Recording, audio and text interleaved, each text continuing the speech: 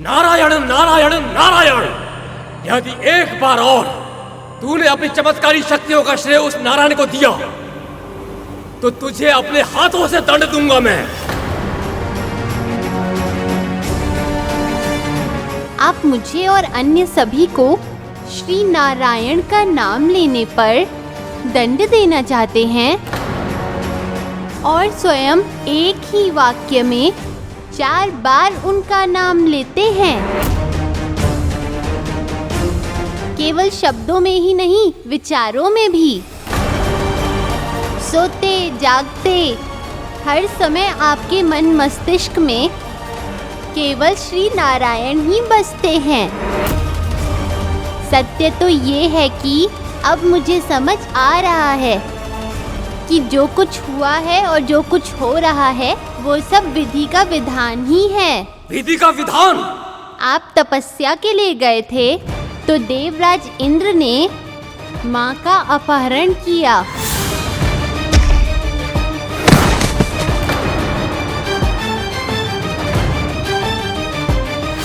फिर मुनिवर नारद इनकी और मेरी रक्षा करने के लिए इन्हें अपने आश्रम ले गए। मेरे जन्म से पहले ही उन्होंने मेरे मन में श्री नारायण की भक्ति की लौ जला दी।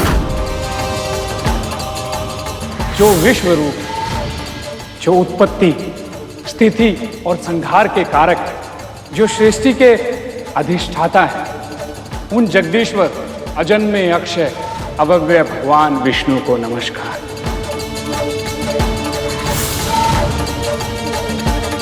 ये सब इसीलिए हुआ पिताजी, क्योंकि भगवान चाहते थे कि आप सदैव उनका स्मरण करते रहें। ऐसा तो मैंने कभी सोचा ही नहीं। क्या ये सत्य है पुत्र? बस! अति हो चुकी है अब। मैंने कहा था ना कुलद्रोही, यदि तुमने नारायण का नाम लिया तो मुझे स्वयं तुम्हारा वध करना होगा।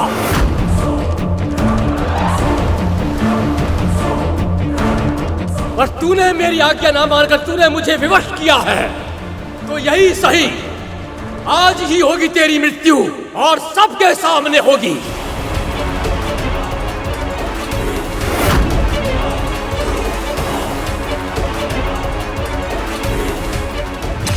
स्वामी, ये क्या कर रहे हैं आप? मेरे मार्ग से हट जाइए लीलावती। चैतन्य हो जाइए स्वामी, ये हमारा ही तो पुत्र है। नहीं, ये मेरा शत्रु है।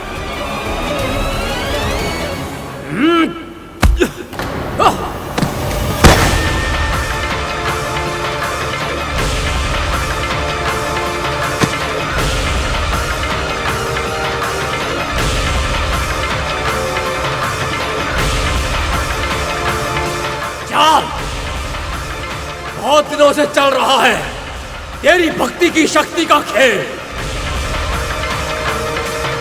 आज इस खेल का अंत होगा।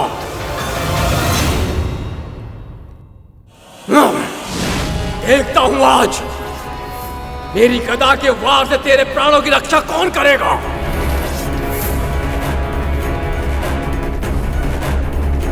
प्राण लेने वाले और जन्म देने वाले श्री विष्णु ही हैं।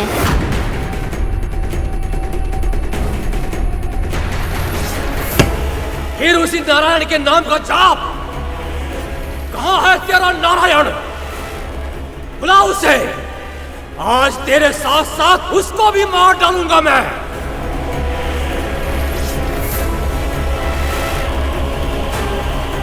बुला, कहां है तेरा नारायण? वो तो कण कण में है पिताजी। आपके भीतर, मेरे भीतर, यहाँ तक कि हर निर्जीव वस्तु में भी श्री नारायण ही हैं। अच्छा, कण कण में है और निर्जीव वस्तु में है, तो फिर इस खंभ में भी होगा। अवश्य होंगे। उनसे ही तो बना है ये संसार। तो ठीक है फिर, अपने नारायण से कह कि मेरे सामने प्रकट हो।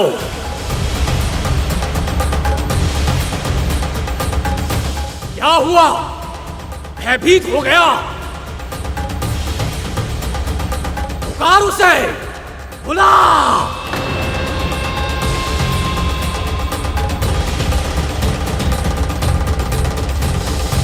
हे जगत पिता श्री नारायण,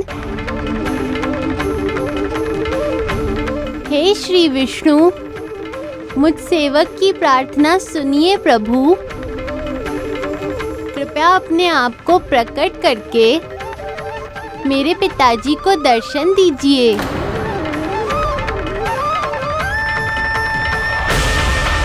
इनकी शंका मिटा दीजिए। इनको सिद्ध कर दीजिए कि संसार के कण कण में आपका ही वास है।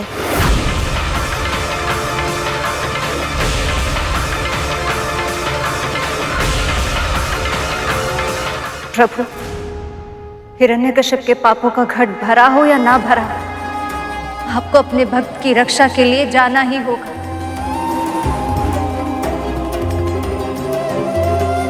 आपका भक्त आपको पुकार रहा है प्रभु।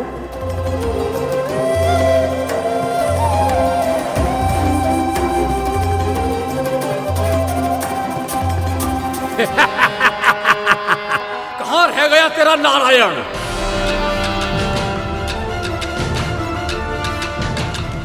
बड़ा भक्त बनता है ना तू उसका, पर वो तेरी पुकार सुनकर भी नहीं आया।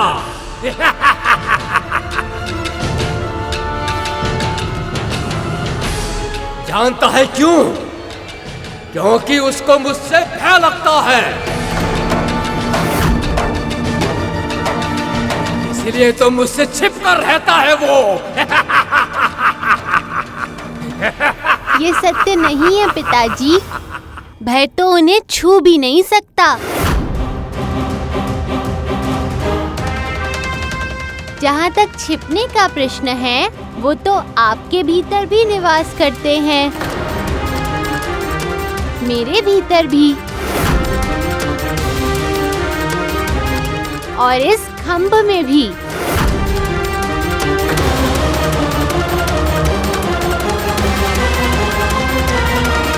तेरे मन में तो वो कभी था ही नहीं। अब तेरे मन से खींचकर बाहर निकालूंगा उसे,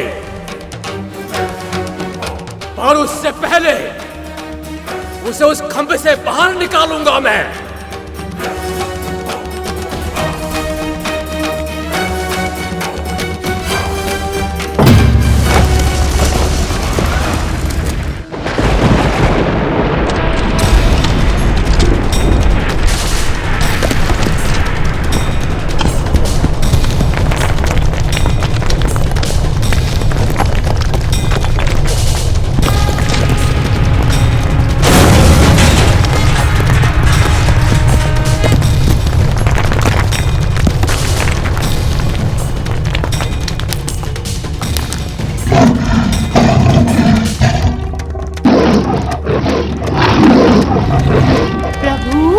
आपने कृपा कर दी, दर्शन दे दिए आपने।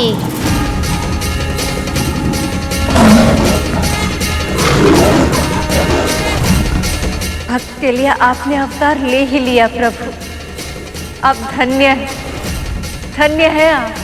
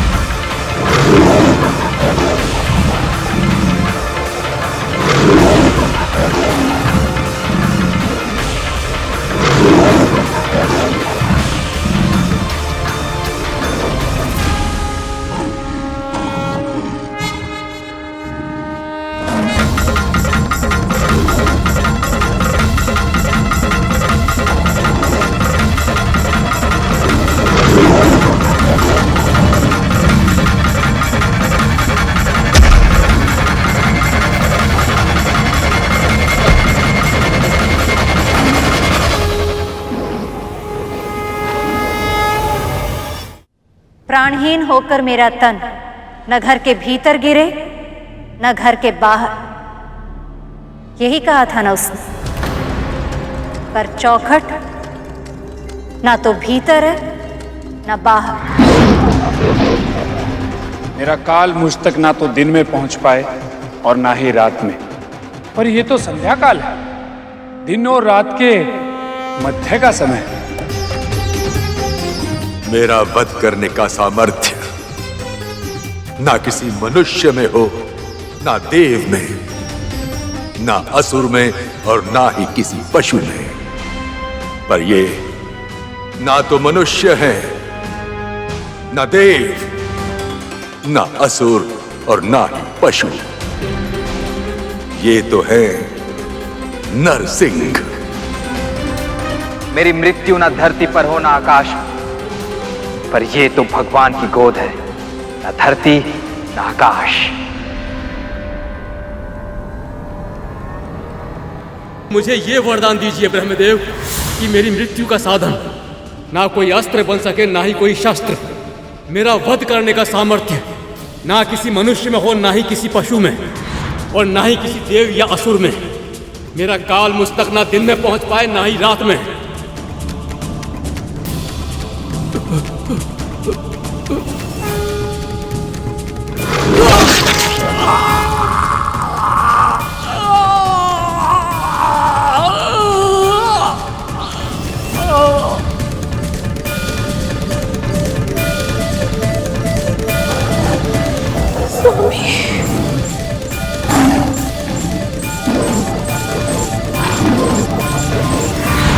मेरी मृत्यु ना तो किसी अस्त्र से हो पाए ना किसी शस्त्र से, पर सिंह नख ना तो अस्त्र है ना शस्त्र।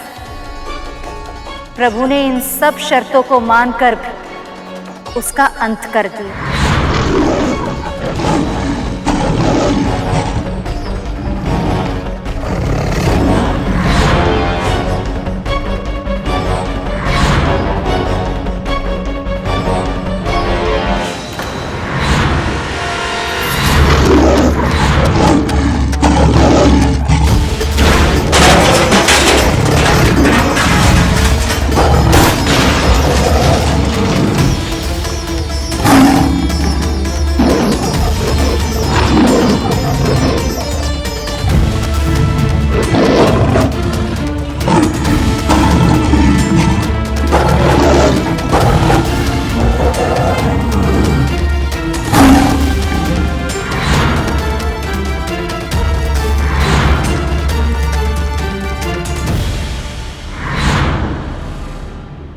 पुत्र, अचानक क्या हो गया तुम्हें?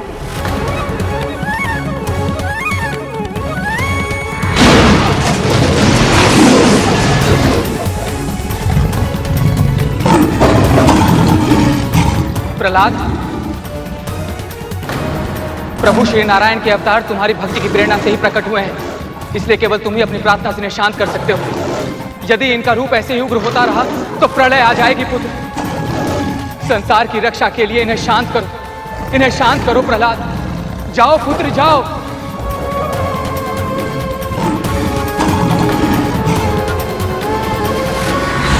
पुत्र, शांत हो जाओ पुत्र, आवेश में मत आओ पुत्र। ऐसा लग रहा है जैसे इसे मेरे शब्द सुनाई नहीं दे रहे। अपने ही अवचेतन में खो गया है ये। अपने भीतर प्रभु श्री नारायण के क्रोध को अनुभव कर रहा है ये।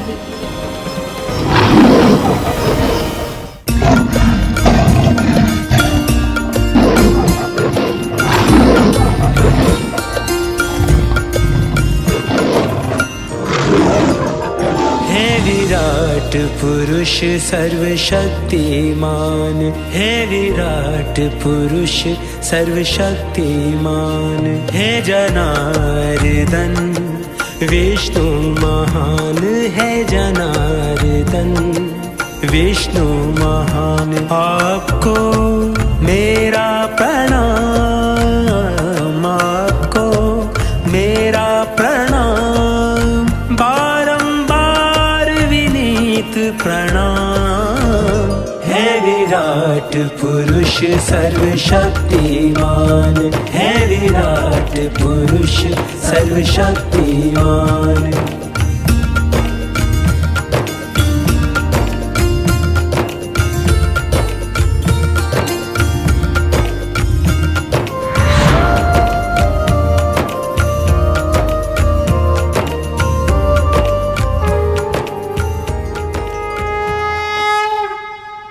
माँ, मैंने आज तक बस भक्ति की थी। आज पहली बार अपने भीतर बसे प्रभु का आभास हुआ है मुझे। प्रभु का वाहन बन पाने की तुम्हारी यात्रा में ये सबसे महत्वपूर्ण पड़ाव था पुत्र। अब जब भी तुम प्रभु को लेकर उड़ोगे, उनके मन की बात उनके कहे बिना ही समझ पाओगे। प्रभु जब शांत हुए तब उन्होंने क्या कहा माँ? प्रहलाद से उनके मिलन के बारे में बताइए ना माँ। आपके दर्शन पाकर मैं धन्य हो गया प्रभु। असुर सम्राट प्रहलाद की जय! असुर सम्राट प्रहलाद की जय! असुर सम्राट प्रहलाद की जय! सम्राट प्रहलाद की जय! सम्राट प्रहलाद की जय! सम्राट प्रहलाद की जय!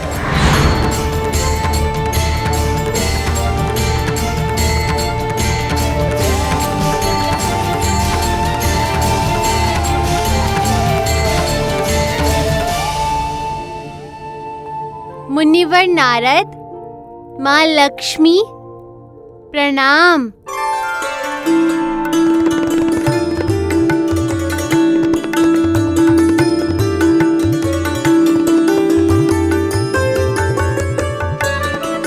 देवी, आंसू पोछिए, ये तो सत्य के आभास का अवसर है।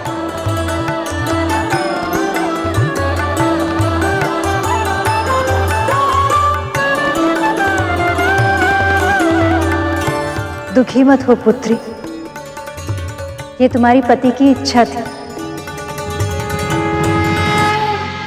पिछले जन्म में वो प्रभु के बहुत बड़े भक्त थे, किंतु एक श्राप के कारण इस रूप में यहाँ जन्म लिया। शीघ्र ही उन्हें प्रभु के चरणों में वैकुंठ लोक में स्थान मिलेगा,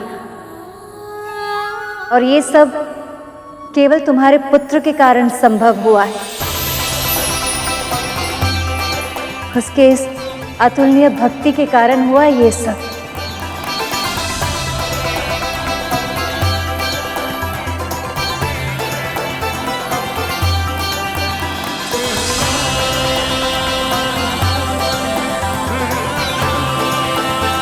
भक्त वत्सल असुर सम्राट की, प्रभु नरसिम्हा की, प्रभु नरसिम्हा की, प्रभु नरसिम्हा की, प्रभु नरसिम्हा की।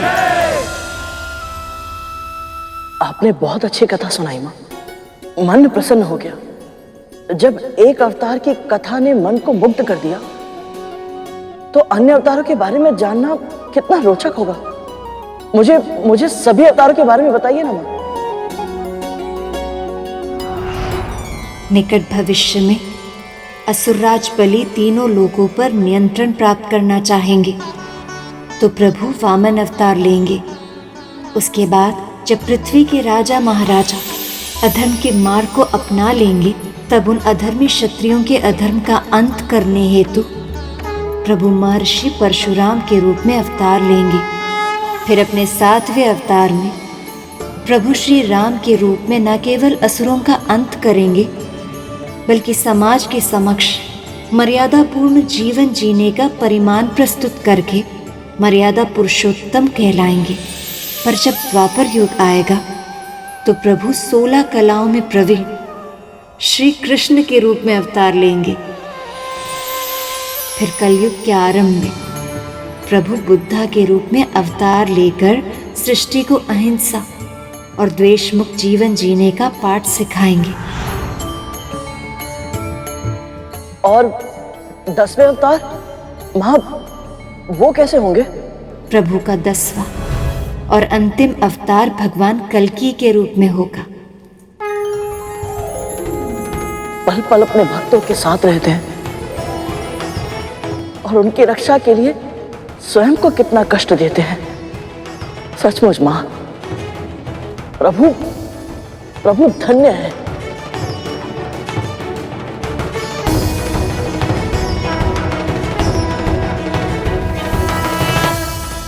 प्रभु कितना शुद्ध हृदय है गरुड़ का। हाँ मूषक जी, आपने सही कहा। गरुड़ का हृदय बिल्कुल शुद्ध एवं कोमल है। प्रभु, क्या अभी भी गरुड़ श्री विष्णु का वाहन बनने योग्य नहीं बना है? मूषक जी, सर्वप्रथम गरुड़ ने सागर मंथन में अति महत्वपूर्ण भूमिका निभाकर मामा श्री और मामी श्री का पुनर्मिलन कराया। तत्पश्चात उसने अपनी माँ देवी विंता को अपनी ही बड़ी माँ देवी कद्रू के दास्ता से मुक्त कराकर सृष्टि का सर्वश्रेष्ठ मातृ भक्त कहलाया। विंता और उसके पुत्र गरुड़ को अपनी दास्ता के बंधन से मुक्त करती हूँ। और फिर नवरात्रि के 9 व्रत रखकर उसने देवी आदि शक्ति से भी आशीर्वाद अर्जित किया है। शक्ति के इस परिचय के बाद अब तुम अपने आराध्य विष्णु के भार को वहन करने की क्षमता प्राप्त कर पाओगे। हाँ प्रभु, और तो और अब वो अपने भीतर अपने स्वामी प्रभु विष्णु का भी आभास कर पाता है। सही कहा आपने मूषक जी। इसीलिए अब वो पूर्ण रूप से मामा श्री का वाहन बनने योग्य बन गया है। किंतु हर लीला के घटित होने हेतु उचित अवसर का आना अति आवश्यक है। बेचारा गरुड़, न जाने कब आएगा वो अवसर जब उसकी अपने स्वामी का वाहन बनने की इच्छा पूर्ण हो पाएगी। देवराज, पृथ्वी पर बिताए 9 दिन जो आनंद देते हैं उसका वर्णन कर पाना भी असंभव है देवराज। सत्य कहा आपने प्रभु। पृथ्वी वो स्थान है जहाँ यदि मनुष्य चाहे तो वो अपने पुरुषार्थ से सब कुछ प्राप्त कर सकता है, पर कठिन से कठिन परिस्थितियों में अपने प्रभु को न भूलकर उनका नाम लेते रहना ही उनके उद्धार का सबसे छोटा और सर्वश्रेष्ठ मार्ग है। निसंदेह माँ, निसंदेह। प्रभु के बारे में माँ से जितना भी जाना उससे ये तो स्पष्ट है कि हर लीला से पहले उसके हो पाने के लिए आवश्यक परिस्थिति उत्पन्न अवश्य होती है। कोई ना कोई घटना माध्यम बनती है। तो फिर मेरे प्रभु का वाहन बनने के लिए आवश्यक परिस्थिति कहाँ और कैसे उत्पन्न होगी और कब?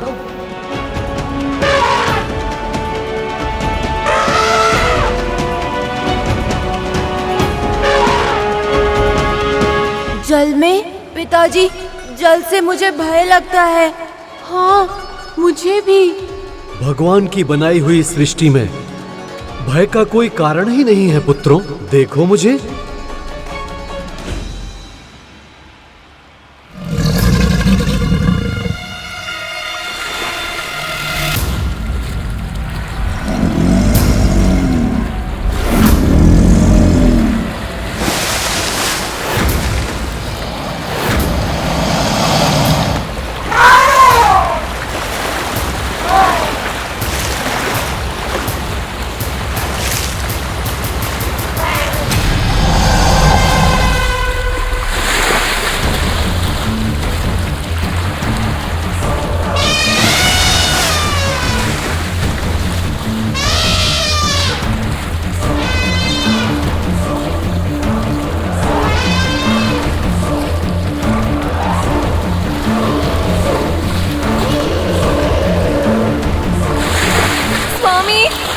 बचिए।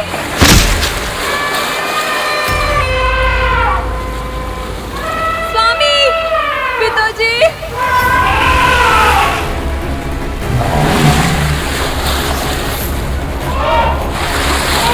स्वामी, पिताजी।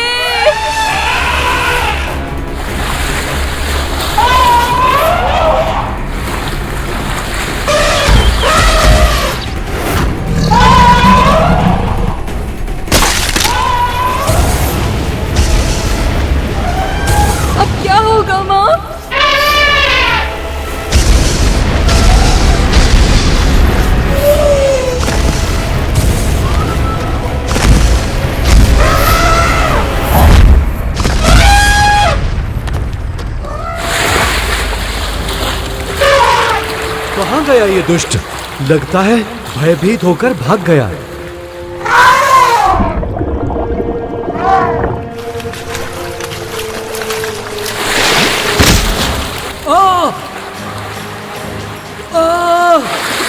स्वामी पिताजी!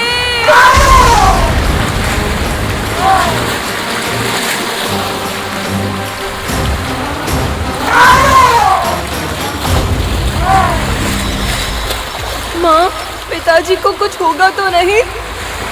मौन क्यों हो? बोलो ना माँ, बताओ ना।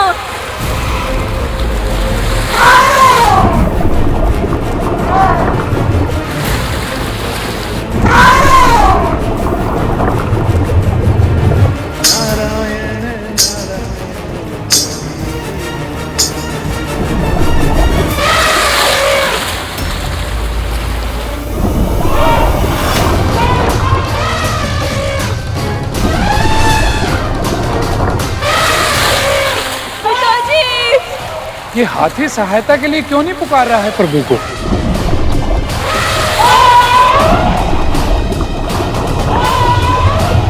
क्या ये नहीं जानता कि शरणागत हुए बिना प्रभु की कृपा नहीं मिलती?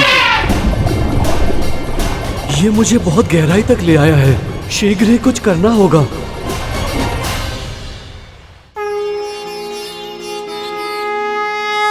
और कब तक प्रतीक्षा करनी होगी मुझे?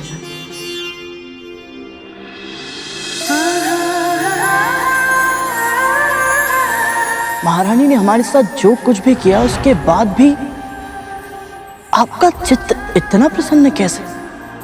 चित्त चंचल होता है गरुड़, अपनी वर्तमान परिस्थिति से कभी संतुष्ट नहीं होता।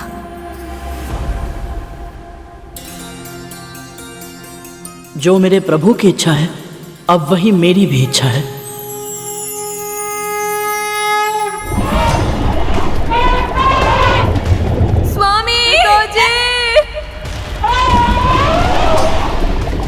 अब जल में संतुलन बनाना कठिन हो रहा है।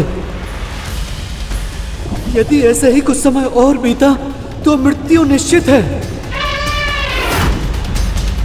इतने गहरे जल में मेरी शक्ति निरंतर कम होती जा रही है। इससे पहले कि इस दुष्ट मगरमच्छ का प्रयास सफल हो जाए, मुझे प्रभु श्री नारायण की शरण में जाना होगा।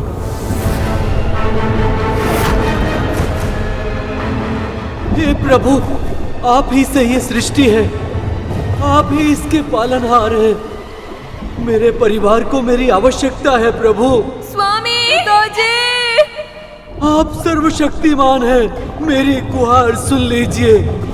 मेरी रक्षा कीजिए प्रभु, मेरी रक्षा कीजिए। मेरी गुहार सुन लीजिए प्रभु, मेरी रक्षा कीजिए प्रभु, मेरी रक्षा कीजिए। हे धर्म के रक्षक, संत जनों की पीड़ा का नाश करने के लिए सदैव अवतार लेने वाले श्री नारायण, मेरी रक्षा कीजिए। मैं आपकी शरण में हूँ प्रभु, आपको मेरी रक्षा करनी ही होगी। रक्षा कीजिए प्रभु, रक्षा कीजिए। रक्षा कीजिए प्रभु, रक्षा कीजिए। रक्षा कीजिए प्रभु, रक्षा कीजिए। प्रभु, प्रतीत होता है कि वो अवसर आ गया जब गरुड़ अपने स्वामी प्रभु श्री विष्णु का वाहन बनकर अपनी और अपनी माता की इच्छा पूर्ण कर पाएगा और समस्त संसार में वंदनीय बन जाएगा। मामा श्री का वाहन बनना केवल उसकी इच्छा ही नहीं, अपितु उसके जीवन का लक्ष्य भी है। किंतु नियति में जो जो जब जब होना लिखा है वो तब तब ही होता है मूषक जी। और आप तो जानते ही हैं, मामा श्री की लीला तो कभी भी सरल नहीं होती। प्रभु, आपके वचनों से ऐसा प्रतीत होता है कि गरुड़ के मार्ग में पुनः कोई अड़चन आने को है।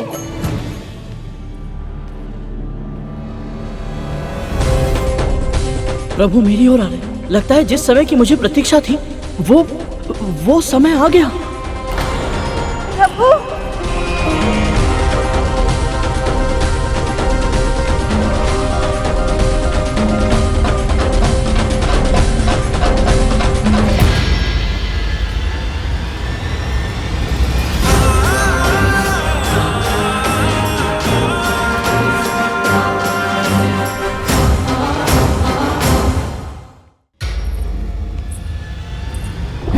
पहले कि मेरी सांसों की डोर टूट जाए। मेरी रक्षा कीजिए प्रभु। प्रभु, आप अपने आप को कष्ट क्यों दे रहे हैं? अपने सेवक को सेवा का अवसर दीजिए। अब तो मुझे अपना वाहन बना लीजिए प्रभु।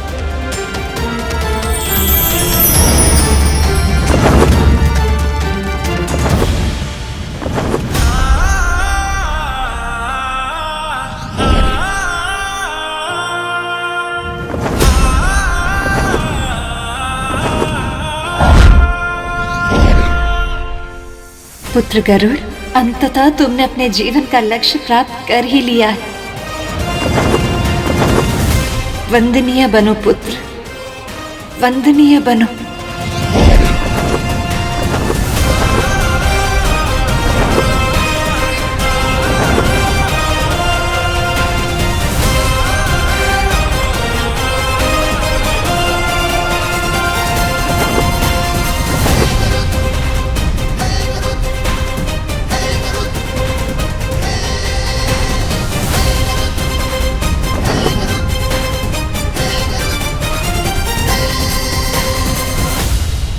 समय बीतता जा रहा है प्रभु, मेरी सांस उखड़ रही है। अपने भक्त के प्राण बचाइए प्रभु, रक्षा कीजिए।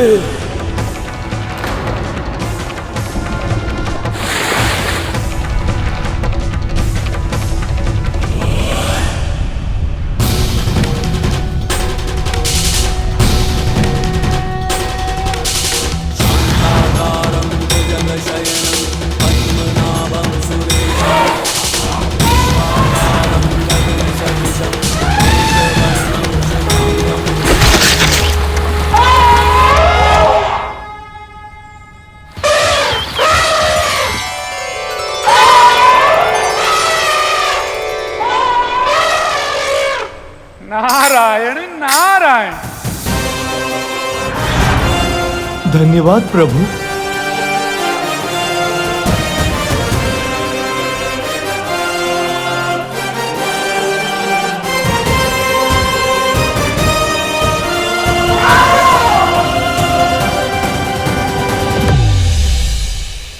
प्रभु, अंततः गरुड़ ने अपने जीवन का लक्ष्य प्राप्त कर ही लिया।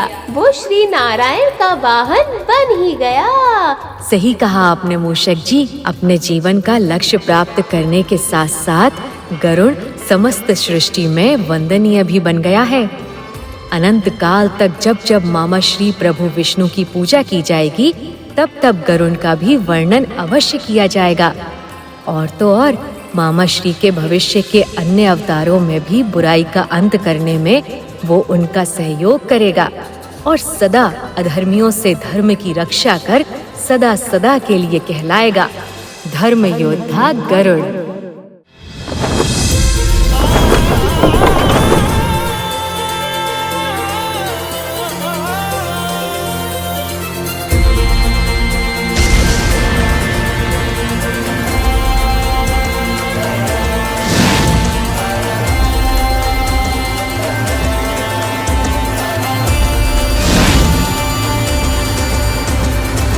गरुड़, तुमने सिद्धि प्राप्त करके भी धैर्य का परिचय दिया और अपने आप को मेरे लिए पूरी तरह समर्पित कर दिया। मैं इससे बहुत प्रसन्न हूं। आपकी दया आता है प्रभु। मैं कृतज्ञ हूं मां लक्ष्मी का, भाई शेषनाग का, सभी देवी देवताओं का और सबसे अधिक मेरी मां विंता का, जिनके मार्गदर्शन और आशीर्वाद के बिना ये यात्रा करना मेरे लिए असंभव था। आप सभी का बहुत बहुत धन्यवाद।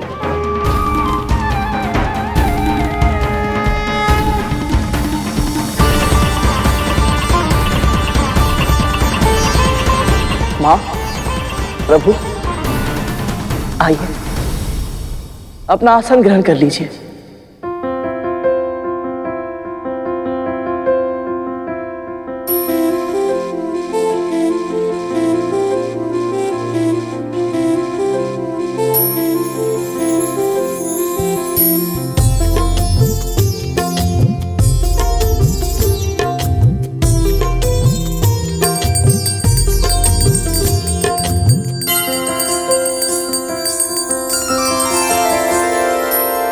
अच्युतानंत गोविंद नामोच्चारण भेष जात नश्यन्ति सकला रोगा सत्यं सत्यं वदाम्यहम् शान्ताकारं भुजङ्गशयनं पद्मनाभं सुरेशं विश्वाधारं गगनसदृशं मेघवर्णं शुभांगं लक्ष्मीकान्तं कमलनयनं योगिविद्यार्यनगम्यं वन्दे विष्णु भवभयहरं सर्वलोकैकनाथं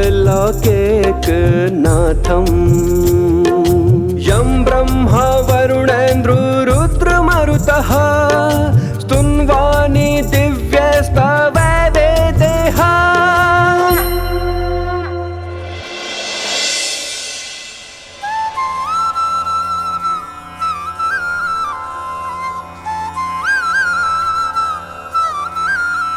गरुड़, आज तुम केवल मेरे वाहन ही नहीं बने, जिस प्रकार इस घंटी के मधुर स्वर कानों में प्रवेश कर सुख का अनुभव देते हैं, उसी प्रकार तुमने भी मेरे हृदय में प्रवेश कर लिया। इसलिए आज के बाद सदैव मेरे हर मंदिर में घंटी के रूप में तुम ही विराजमान होगे।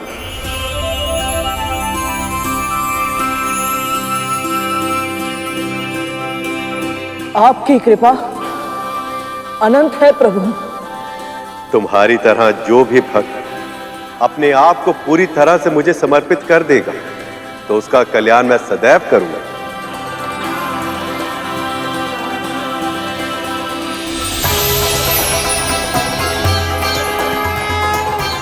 भक्त वत्सल, धर्मपरायण, सर्वशक्तिमान प्रभु श्री नारायण की जय। प्रभु श्री नारायण की जय। प्रभु श्री नारायण की जय। प्रभु श्री नारायण की जय। प्रभु श्री नारायण की जय। प्रभु श्री नारायण की जय।